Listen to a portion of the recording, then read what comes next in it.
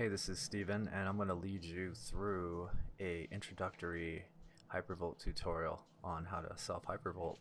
And you could do this same technique on pretty much any muscle in your body. So once you know one, you can pretty much apply it anywhere.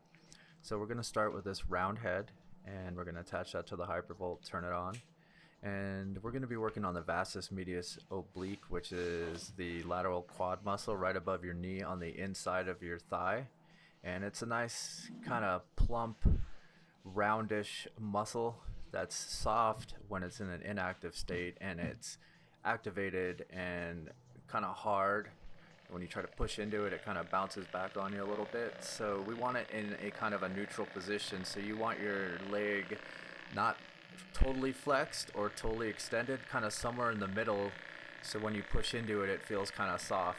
And I'm going to start with this round styrofoam head and kind of just trace around the muscle, probe it. I'm not pushing very hard. I'm letting the weight of the device do most of the work and the percussion of it driving into the tissue.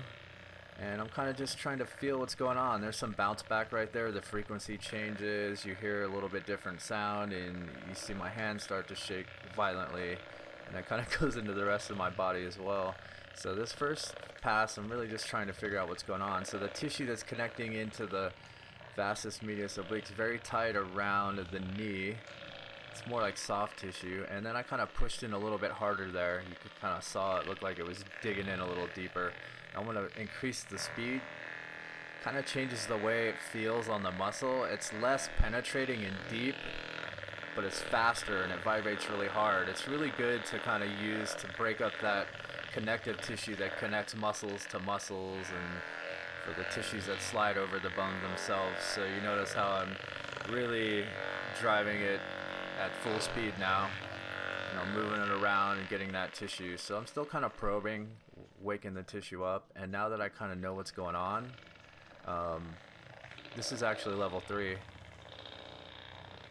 You'll notice, yeah, it's really tight above the knee there. So I'm really gonna have to do some extra work on that tissue. Everything there feels pretty good. So I'm really just kind of skirting the muscle, trying to hit every single piece of tissue, either muscle tissue or, as I said, connective tissue that connects everything together. Now I'm going to take my hand and spread out the tissue while I hypervolt the knots and adhesions I feel, or sore spots for that matter. If it's really sore, I suggest that you don't push really hard. You just kind of take it easy and work through it layer by layer. Take more time, spend more of a duration on it, and don't try to pound it out really quick. You just want to get blood flow to it as quickly as possible without inducing too much pain. So now I'm going to change the head and use this more big, round, flat head. And it's plastic, and when you get it near bone, you're really going to hear that feedback and bounce back if you have something that's tight. It's not necessarily going to bounce back just because it's hitting bone. It's because there's tight tissue there too. Man, my upper quad is really tight. The thing about this particular head is it drives straight in and it has a larger radius, so it's good for big fatty muscles where you can really get the whole radius of the head on the muscle. And muscles that are a little thicker, it works well as long as they're big enough. It works great on long, thin muscles like adductors and abductors, IT band. It's great on the calves. Not so much in the hip flexors. You can use it. I love to use it on the abdomen when I'm doing my rectus abdominis, the front side of my core. So now that we kind of got a good feel for what's going on with this muscle, this is another attachment. It's the same round one, but just a little bit wider. You may have either of those two depending on which version that you have of the Hypervolt. This particular one is the bullet, and this is to really dig deep into those adhesions that you find in the muscle. And you can also use it around the connective tissues that connect the muscles that attach directly to the VMO, and the tendons and ligaments that, also are in the region surrounding that particular muscle. So again, you can do this on any muscle.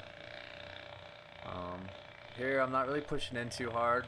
I'm probably putting about a few pounds of downward pressure, but I'm really digging straight into it, and you notice it's starting to smooth out. It's getting a little bit less bouncy on the top of that section right above the knee, as well as where my thumb is pushing into there. All that tissue was really tight and it was bouncing back pretty hard when we had the round head and the flat head. So we kind of got through that.